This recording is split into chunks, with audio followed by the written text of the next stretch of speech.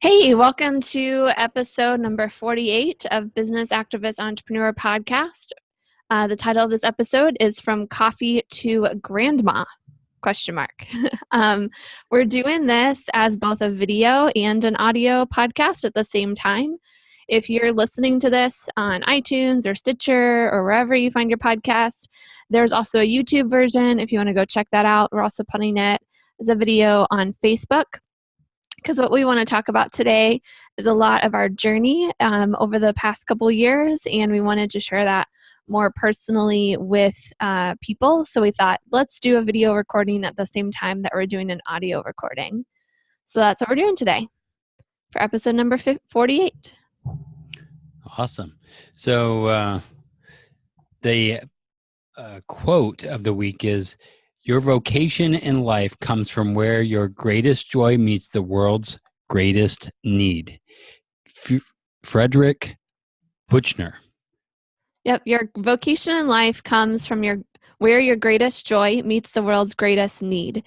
This is definitely something that we have tried to emulate in our lives, where we've tried to look at what do we love to do and what would help make the world a better place, especially for those that are less fortunate, and try to find our career path there. And that was really why we got into coffee in the first place. I think, Brandon, you wanted to tell them a little bit of that story. Yeah, we got into coffee because we wanted to make a difference in the world. We learned about the injustice in the coffee world, meaning like a lot of coffee farmers are living on less than $1.25 a day and those kind of things. It has changed a lot over the past 10 years, which I am so grateful about. But it was really seeing that and wanting to change the world through ethical economics and community building. And so that was our movement into creating our coffee shop, Overflow Coffee Bar. And we loved it. We did a lot of amazing stuff. It was super exciting. And we loved coffee too. When we were dating, most of our dates were in coffee shops. We drank a lot of coffee. We had switched our coffee habit to that sustainable direct trade coffee before we ever opened the coffee shop or had the idea to, all of that kind of thing. Yeah, and it was super fun to do it. It was exciting to start a brick and mortar from scratch with no, we didn't have a rich uncle. We didn't have any of those deep pockets, but we were able to do it, one with a lot of like risk involved after 2008, and people thought we were crazy, which apparently we kind of were. Yeah. And with doing it, like, again, some people thought you're never going to make it. You're going to fail, blah, blah, blah. And we did it for quite a while, and really am blessed to have done it. But then we decided to make a little transition from that over the course of, I think, about since year 5. The 5-year party was a turning point for us. Yeah. So we threw a big party. There were about 200 people there. And we were looking at what is the next thing for us. What we had dreamed up to that point, we had created. All that we had dreamed was creating this coffee shop and really having it be a beacon in the community and for the coffee farmers. And we had accomplished what we had set out to do. So we started thinking, like, what's next? And obviously, like, opening other locations is definitely something that was definitely a possibility. We wanted to do that. Someone asked you to be in politics. After the speech I gave at the 5-year party, someone said that I should run. That was definitely not a thing I wanted to do. Although I do think more women should run, just not me, not yet. I had been listening to podcasts for a little while at that point, and they had sort of opened my eyes to this whole online world where lots of people were making lots of money online and making some pretty big impact on the world through online businesses. And I'd heard a lot of their stories on these podcasts that I was listening to, and we started thinking, well, what if we did something too? We have this brick and mortar, this coffee shop. What if we also had an online component? What would that look like?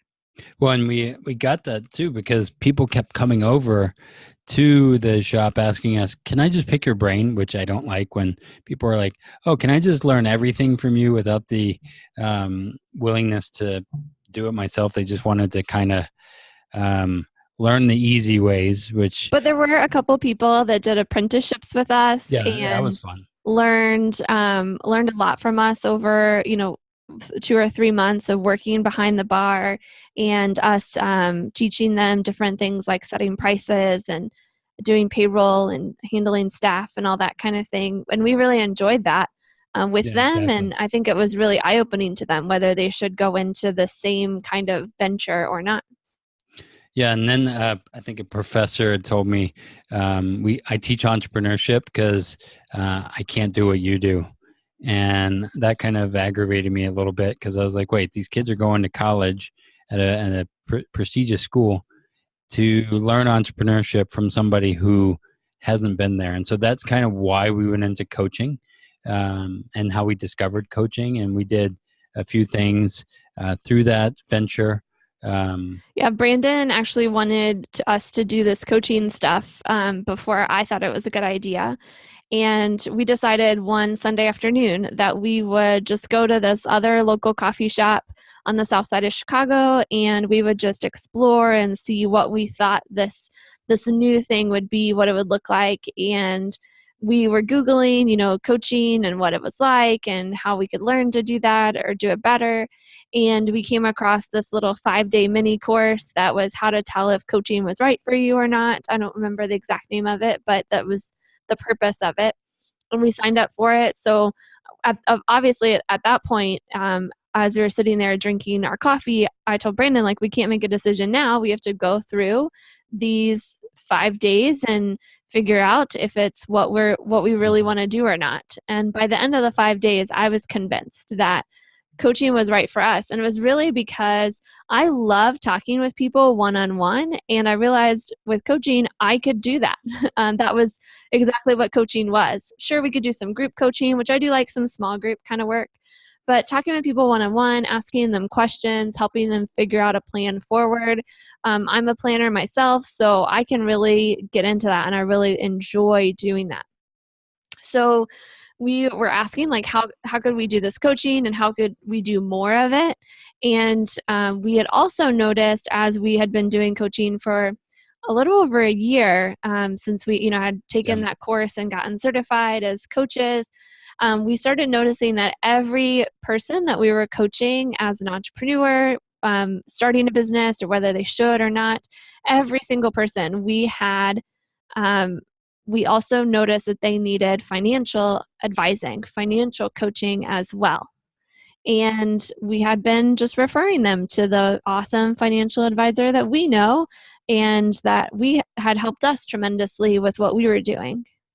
Yeah, our financial advisor really made a huge impact on us and our business, and really took us from, again, when you start a brick and mortar business without the rich uncle, you take on a lot of debts, a lot of other things, and to be able to go from having that debt in a short amount of time to having an asset and being debt free was a huge move that he helped us accomplish.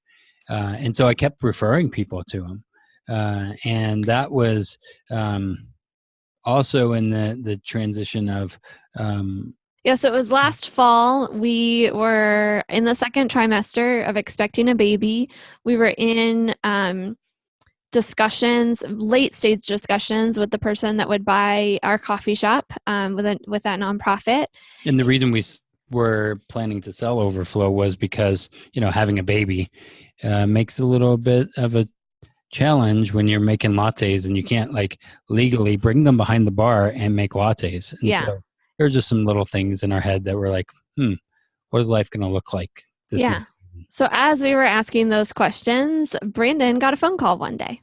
Yeah, I got a phone call from Mark, and he asked me, do I know anybody looking for a job similar to what he does, an associate? And I was like, well, I could do that maybe, and so I applied. And he actually told me no at first because I was too entrepreneurial. And you are. I am. Yes, I am too entrepreneurial, which is a great thing. And I'm really glad that he told me no at that time. but then he figured out how to make it It was probably maybe like a month later. make us more like out of house contractors, and also wanted Amanda to do it as well if it was possible. And so we became this out of house contractors, kind of doing our own thing, but having that coach, having a mentor that's been there in that financial world a lot longer than we are, and knowing that coaching is super important, but also entrepreneurial stuff is really important. We thought, hey, that makes sense. We should think about that. Yeah, so I really said yes to becoming a financial advisor, not because I thought it was going to be like the cat's pajamas, in that, and in a certain way, but really I said yes because that I knew that I'd get to do more of those one-on-one conversations that really bring me joy and that really help other people. Being an educator, asking the right kinds of questions, helping people put a plan together and move forward. We really got into this. I mean, I can say I honestly said yes only because I knew I was going to be able to do more of that, seeing how I could help people in those one-on-one kind of conversations. And we've learned a lot actually about the financial industry. I don't think we knew really what we were getting into at that point. Yeah, we totally didn't understand the financial world, the lay of the land in that way. We knew that our the things that we do with Mark has really helped us as a business and really created something that was safe, sustainable throughout, whether there's big crashes or whatever. And we realized a couple things along the way. That one big one is the financial industry is full of mistrust and skepticism. I had no idea. I mean, maybe I did have an idea because maybe I mistrusted and had skepticism, but I liked Mark, and we were good friends over time, and I was like, well, this makes sense. That's why I want to do this, and why I worked with him early on. But knowing how much mistrust and skepticism, which is rightly so, and where people kind of box you in and all this other stuff, we didn't know. We came into this blindly, really. Yeah, we thought people would be a little more open-minded about what we were doing and interested. And then we also realized something a little longer into it, that so we have people that come to us through the firm, and most of those people are in their 50s and 60s that we have gotten to talk to that are coming through the firm that we work with, and that we're independent contractors with. And these people in their 50s and 60s keep saying things to us like, I wish I knew about this earlier, and I hope I'm not too late. I don't know how many times I've heard that from these people. I wish I'd known about this earlier, and I hope I'm not too late. Yeah, why didn't I do something earlier? Yeah. And that is really frustrating for them and for us. We do want to help them. We can figure out ways to help them. But really, what we discovered is that if we want to make an impact in people's lives, if we want to help people stay away from poverty, not have to worry about poverty for the rest of their lives, be able to be generous and help other people who are experiencing poverty to get out of that and, turn around their lives, whatever it is. If we want to have that kind of an impact, we need to be working with and helping people earlier in their 20s, 30s, and 40s. And, we started to ask, why aren't people in their 20s, 30s, and 40s hearing about the kinds of strategies that we use and putting a plan together?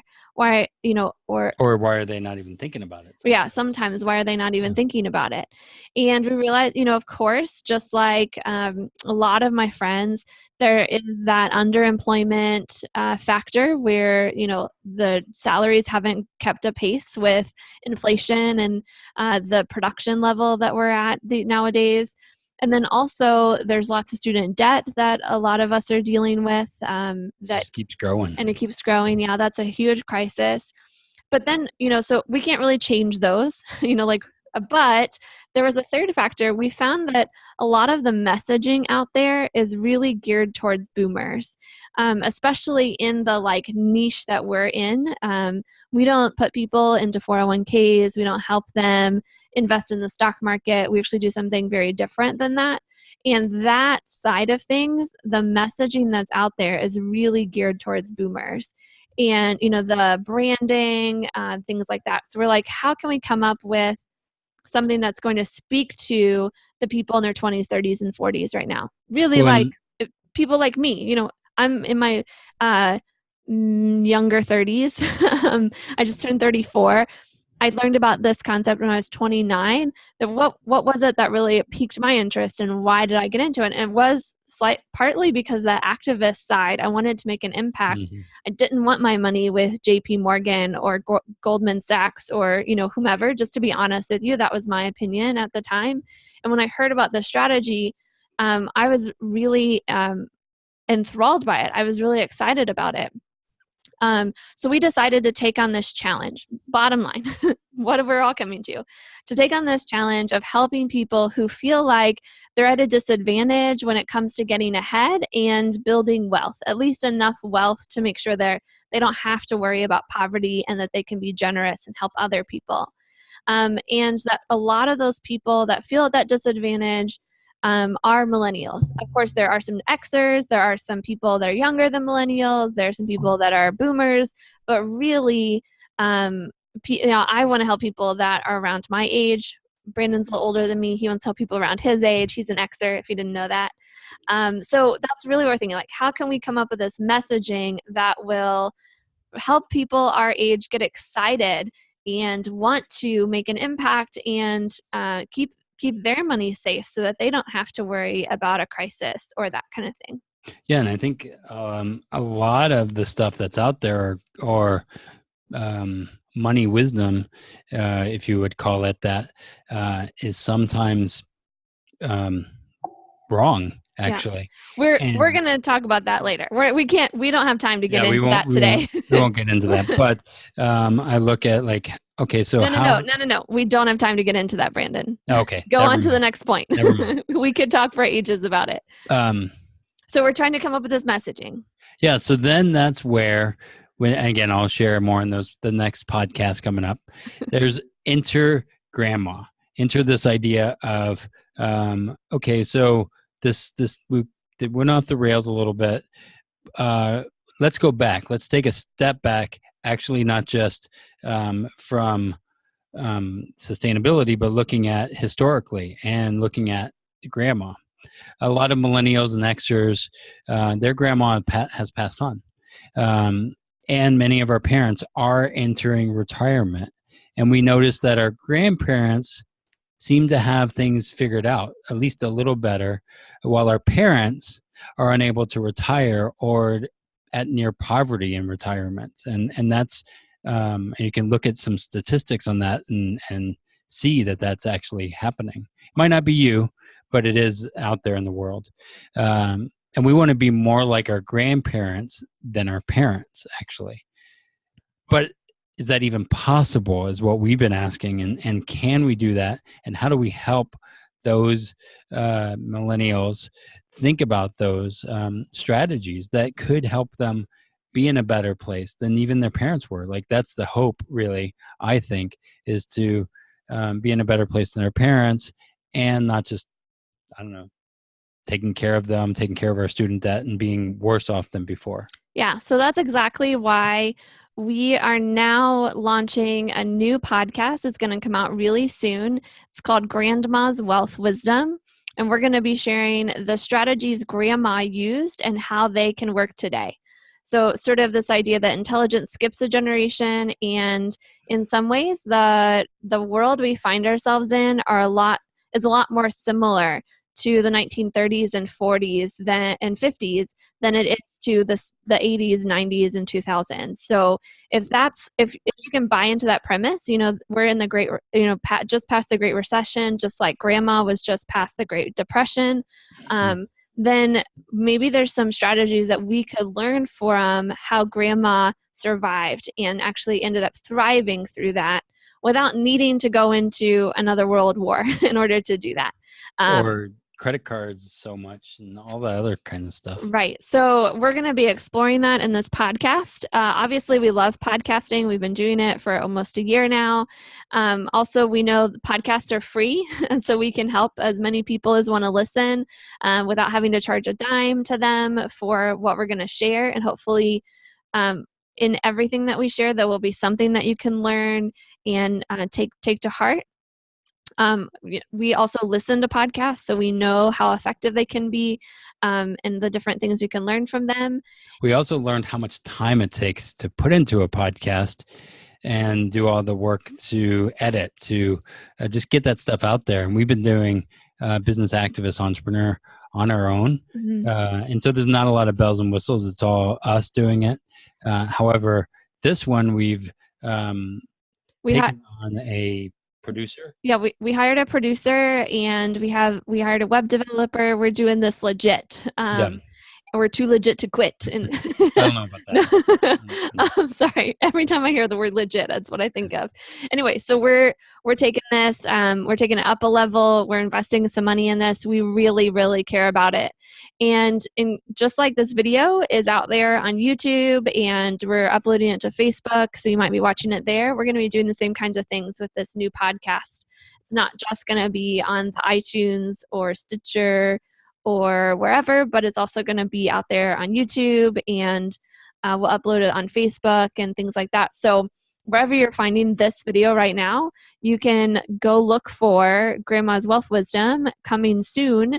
And so you can subscribe if you're watching this on YouTube. You could like Grandma's Wealth Wisdom on Facebook, so you're for sure to see the videos when we upload them there. This is really a service to you. Obviously, we're not charging for it. It's a podcast. It's going to be out there. All you have to do is listen and see what you can learn from it. Yeah, and I really want to ask the people out there, as we step into this. You want to ask you, like we want to ask you listening right now. Yeah, as we step into this, help us make this a amazing launch. Help us not be the best kept secret. I learned this through Overflow. Is sometimes we're a little shy about sharing about our experience, sharing about our business, all that other stuff. I don't want that to happen this time. We want to make sure that people know about us, that we have plenty of subscribers, and again, subscribers, whatever, if it helps them reach their financial goals, that's the point of this. If it helps more people who don't know us, and that 7 degrees to Kevin Bacon kind of thing, if that helps them, that's why we do this. And so really my ask is help us out. Like on Facebook, share, and then as there's the podcast, write a review. 5 stars, of course, that would be awesome if you could. All those little things help. And we do have a sneak peek episode available before it comes out on iTunes, and that's going to be out this week.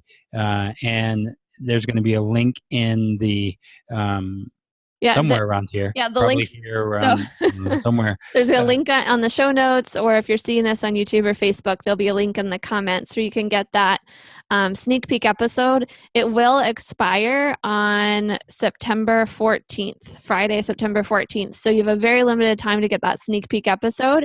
And if you missed that by chance, you can go ahead and check out the podcast on iTunes. Episode 1 should be dropping very soon.